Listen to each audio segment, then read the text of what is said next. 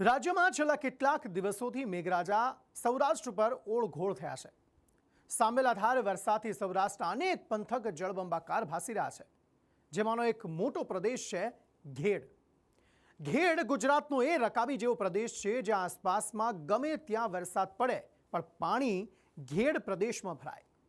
દર વર્ષે ચોમાસામાં ઘેડ જળબંબાકાર બને છે અને ત્યાંના ખેડૂતો કપરી પરિસ્થિતિમાં મુકાય છે। આજે ફરી ઘેડ મુશ્કેલીમાં મુકાયું છે।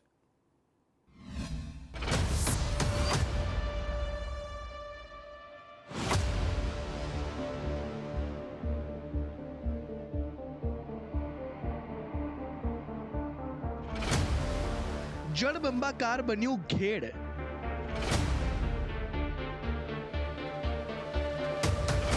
નુકસાનીને ભેટ ચડી ખેડ।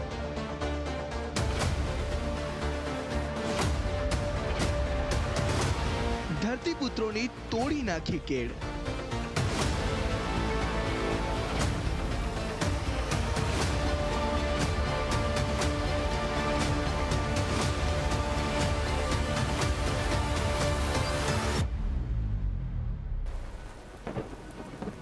ગુજરાતમાં કુદરતની સૌથી વધુ થપાટ ખાતો વિસ્તાર એટલે ઘેડ, જે ભૌગોલિક કારણોથી દર ચોમાસે ડૂબી જાય છે।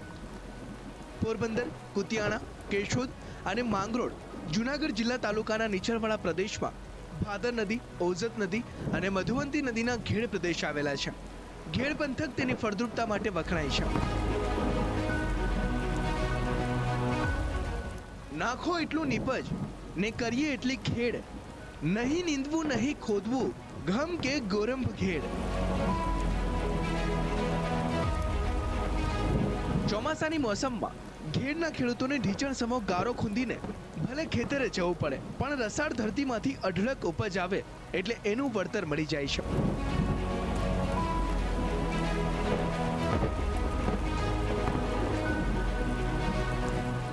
જોકે હાલ આખા સૌરાષ્ટ્રનું પાણી નદીઓ વાટે ઘેડમાં પહોંચતા ઘેડના ખેતરોની મેળ તૂટી છે। ઘેડ પંથક તરીકે જાણીતા આ વિસ્તારમાં 100 થી વધુ ગામો આવેલા છે, જ્યાં હાલ જળ સામ્રાજ્ય સ્થપાયું છે।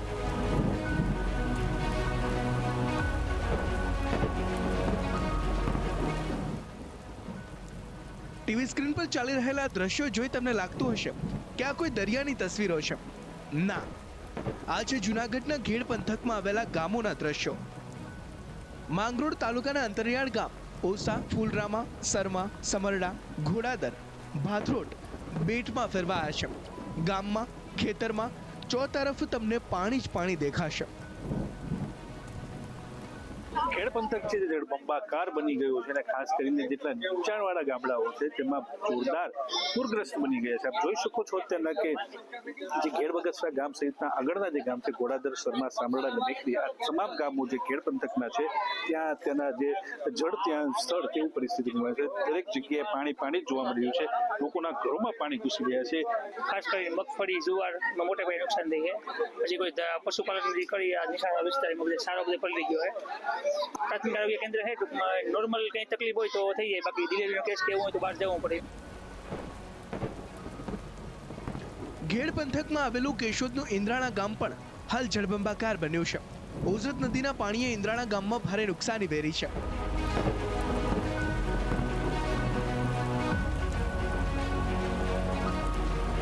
ઓઝત નદીનું પાણી અમારે આવે છે, પરિવાર મુશ્કેલી 24 કલાક થયા છે। કાલે પાણી અત્યારે આવી ગયું હતું, હજી સુધી પાણી ઓસર્યું નથી। હજી અત્યારે મુશ્કેલી ચાલુ જ છે અમારી। અમારું ગામ સંપર્ક એવડું જ છે। અત્યારે અમારે ક્યાંય બીજા ગામથી જવું હોય તો કળસમા પાણીથી અમારે જઈ શકાય, બાકી ક્યાંય જવાય એવું છે નહીં।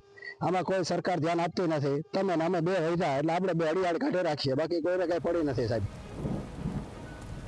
કેશોદમાં આવેલા બીજા કેટલાક ગામડાઓ પણ હાલ ડૂબી રહ્યા છે। બાલા ગામમાં પાણી વચ્ચે 4 જિંદગીઓ ફસાતા એનડીઆરએફની ટીમે તેમનું રેસ્ક્યુ કર્યું હતું।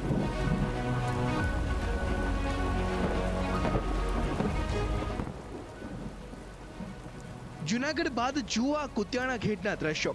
કુતિયાણા ઘેડના કડેગી ગામે જળ કર્ફ્યુ લાગ્યો છે। આકાશી દ્રશ્યો જોશો તો માલુમ પડશે કે કડેગી ગામની હાલત શું બની છે। જ્યાં સુધી નજર પહોંચે ત્યાં સુધી તમને ઝડપ દેખાશે।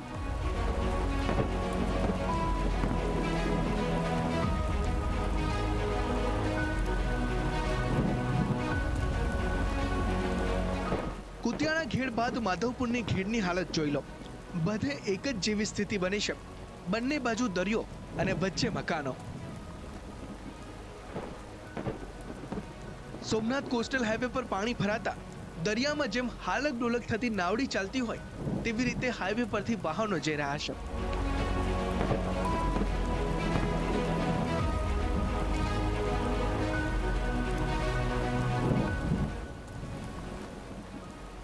માધવપુર ગામમાં પણ વરસાદી પાણીએ જમાવડો કર્યો છે. માધવપુર ગામના મુખ્ય બજારોમાં ભરાયેલા પાણીએ ઘરો દુકાનોમાં નુકસાની વેરી છે.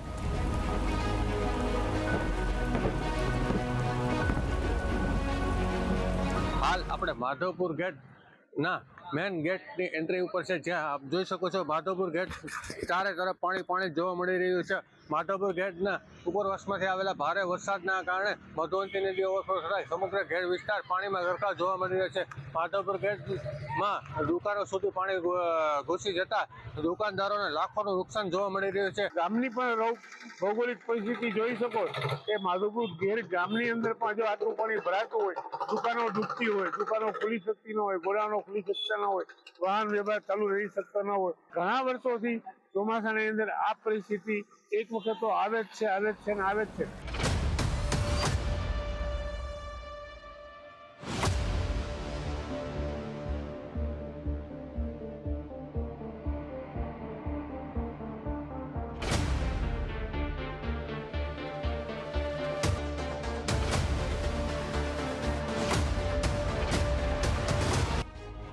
વરસાદી પાણીના જમાવડાએ માધવપુરની ગ્રામ પંચાયત પણ ડૂબાડી દીધી છે. ગ્રામ પંચાયતની અંદર 2 ફૂટ સુધીના વરસાદી પાણી ભરાયા હતા.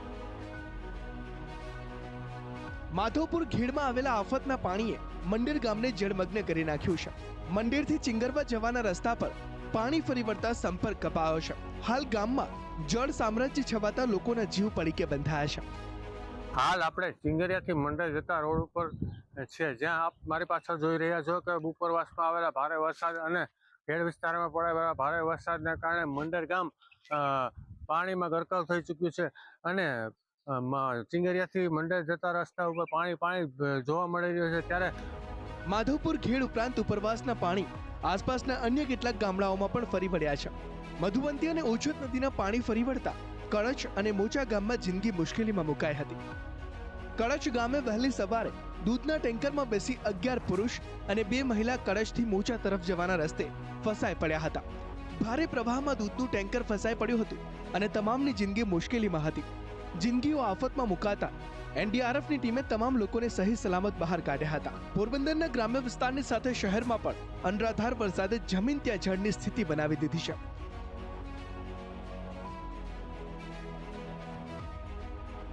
રોડ રસ્તા જાણે સ્વિમિંગ બન્યા હોય તેવું લાગી રહ્યું છે. શહેરનો બોખીરા, રોકડિયા હનુમાન વિસ્તાર, વિરડી પ્લોટ સહિતના વિસ્તાર પાણીમાં ગરકાવ થયા છે. શહેરના બોખીરા વિસ્તારમાં તો રોડ રસ્તા પર નદી માફક વરસાદી પાણીના વહેણ જોવા મળ્યા. 2 દિવસ ભારે વરસાદ બાદ પણ પોરબંદરની સ્થિતિ છે તે સુધરી નથી. કારણ કે જે વરસાદી પાણી છે તે સોસાયટીઓમાં ભરાઈ રહ્યા છે. જે હાઈવે ઉપરનું પાણી છે તે ભારે પ્રવાહમાં સોસાયટીઓની અંદર જઈ રહ્યું હોય તેવા દ્રશ્યો છે તે સામે આવી રહ્યા છે. લોકોના ઘરમાં પણ વરસાદી પાણી છે તે ઘૂસી ગયા હતા. ઘર વખરીને પણ નુકસાન થયું છે. હાલની જે બોખીરા વિસ્તારની પરિસ્થિતિ છે તે અતિ વિકટ બની છે. પોરબંદર શહેરના લોકમેળા ગ્રાઉન્ડમાં વરસાદી પાણીનો ભરાવો થયો હતો. મેળામાં હાલ કમરસમાં પાણી ભરાતા વેપારીઓને મોટા પાયે નુકસાન થયું છે.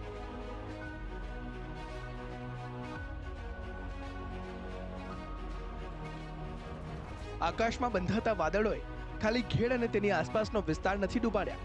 સૌરાષ્ટ્રમાં પણ ઘણા વિસ્તારો હાલ બેટમાં ફેરવાયા છે.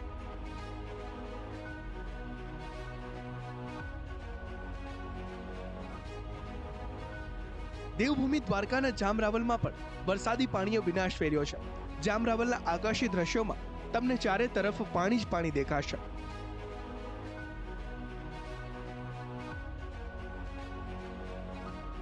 રોડ રસ્તા, ગામ અને ખેતર બધું દરિયા સમાન લાગશે.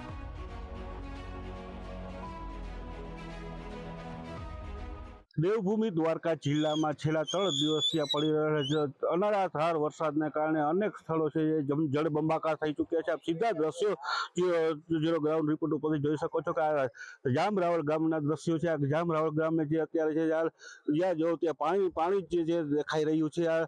ત્યારે આ રસ્તો જે છે આ મેઇન રસ્તો છે જામરાવળથી જામ કલ્યાણપુર તરફ જતો રસ્તો છે એ પણ હાલ 2 દિવસ અત્યારે હવે ઓસરવા માંડ્યું. પાણી તો પેલા કાલે તો બહુ હતું. રોકાઈ જાય તો સારું, નકર અમારે બધું નબળાઈ છે. દ્વારકા તાલુકાના ગ્રામ્ય વિસ્તારમાં પણ હાલ જળબંબાકારની સ્થિતિ જોવા મળી રહી છે. ગ્રામ્ય પંથકના મોટા ભાગના ખેતરો જળમગ્ન બન્યા છે. દ્વારકા તાલુકામાં 3 દિવસથી આ વરસાદે જળબંબાકાર પડ્યો હતો. ત્યારે હું આપને દ્રશ્યો બતાડીશ મારી પાછળના કે જ્યાં દ્વારકા તાલુકાના જે ખેતરો આવેલા છે દ્વારકા તાલુકામાં ગ્રામ્ય વિસ્તારોના અને આ ખેતરો છે તે પાણીમાં વરસાદી પાણીમાં તરબોળ થઈ ગયા છે. આપ જોઈ શકો છો હાલમાં કે જ્યાં નજર પડે ત્યાં ખેતરોમાં પાણી જોવા મળી રહ્યા છે. કહી શકાય કે જે ભારેથી ભારે વરસાદ પડ્યો હતો તેમને લઈને હાલમાં ખેડૂતો ચિંતામાં છે. જેમનો પાક છે તે પાણીની અંદર ગરકાવ.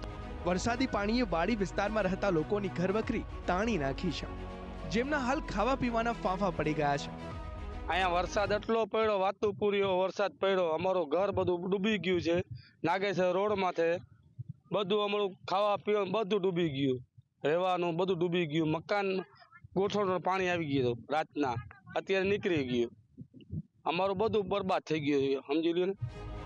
જામ કલ્યાણપુરના હળમતિયા બાકોડી ગામમાં પણ જળ કરફ્યુ લાગ્યો છે. રોડ રસ્તા ખેતરો પાણીથી તરબોળ થતા લોકો મુશ્કેલીમાં મુકાયા છે. ખેડૂતો કહી રહ્યા છે કે મેઘરાજા જો 2 દિવસ નહીં રોકાય તો અમે બરબાદ થઈ જઈશું. અમારા ખેતરની હાલત બહુ ખરાબ છે. વરસાદ બહુ જોરદાર થયો હોય. અહીંયાથી હણમતિયાવાળા રોડ માંથી નીકળાતું નથી. અટાણે થોડોક ધીમો પીડ્યો હોય. વ્યક્તિ ના આવે તો ભલે રાખે, ખેડૂતથી કોઈથી અવાહે નહીં અને માંડવી થાય નહીં, પણ ખેડૂત 2-4 દી પાણી ભર્યું. અટાણે જો મારા ખેતરમાં પાણી ભર્યું. વરાનું આવું હોય, મોહમ બોહમ આવે નહીં, નભવાનું કઈ તકલીફ. બાકોડી હણમતિયામાં વરસાદ બહુ પડ્યો છે. રોડ રસ્તા બંધ થઈ ગયા, આટલો વરસાદ પડ્યો. હવે વરસાદ જો થોડોક ધીમો પડી જાય તો બહુ સારી વાત છે, નકર નુકસાન વાળો છે. દ્વારકાની સાથે ગીર સોમનાથ જિલ્લામાં મેઘરાજાની તોફાની બેટિંગ જોવા મળી હતી. ગીર ગઢડામાં ભારે વરસાદ બાદથી કાણાકિયા ગામની રૂપેણ નદીમાં પૂર આવ્યું. મુખ્ય માર્ગ પર નદીના પાણી ફરી વળતા કાણાકિયાથી નવાપરાનો સંપર્ક કપાયો હતો. ગ્રામજનો કાયમી ઉકેલ માટે અહીં પુલ બનાવવામાં આવે તેવી માંગ કરી રહ્યા છે. મારું એવું કહેવાનું છે કે કાણકિયા ગામની અંદર રૂપણ નદીની અંદર નાના મોટા પૂર આવતા નવાપરાની અંદર ઓછામાં ઓછા 800 થી 1000 માણસની વસ્તી રહે. ત્યાંથી અમારા ગામની અંદર નિશાળ છે. વિદ્યાર્થીઓને આવવા જવાની બહુ તકલીફ પડે. વાડી વિસ્તારમાં અમારા સખત ખેડૂતના તમામના માલ હોય. પૂર આવતા અમારે વાડીએ જવાનું બંધ થઈ જાય. માલ ઢોર અમારા 2-3 દી સુધી અમારાથી અલગ રહે છે. અને ગામની અંદર જવામાં આ ગામમાં નદીના પુલમાંથી એવા 15 થી 20 ગામ જે લાગુ પડે એનો કાયમીનો રસ્તો છે. ભારે વરસાદથી પ્રાચી તીર્થના માધવરાયજીનું મંદિર બીજા દિવસે પણ જળમગ્ન જોવા મળી રહ્યું છે. આમ હાલ સૌરાષ્ટ્રમાં ભારે મેઘ ખાંગા થતા અનેક વિસ્તાર જળબંબાકાર બન્યા છે, જેમાં આજે મેઘરાજાએ વિરામ લેતા લોકોને મોટી રાહત મળી છે. પરંતુ ઘેડમાં મુશ્કેલી રોકાઈ નથી.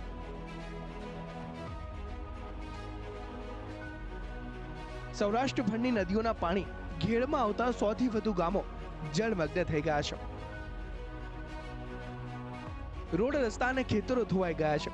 પ્રચંડ મેઘાવી માહોલે ખેતરોમાં ઉગાડેલા પાકનો સોંથ વાળી દીધો છે, જેના કારણે જે ખેડૂતો પહેલા મેઘરાજાને વરસવા માટે વિનવતા હતા એ ખેડૂતો મેઘરાજાને હવે એક જ પ્રાર્થના કરી રહ્યા છે કે મેઘરાજા હવે થોભી જાઓ. બ્યુરો રિપોર્ટ, સંદેશ ન્યૂઝ.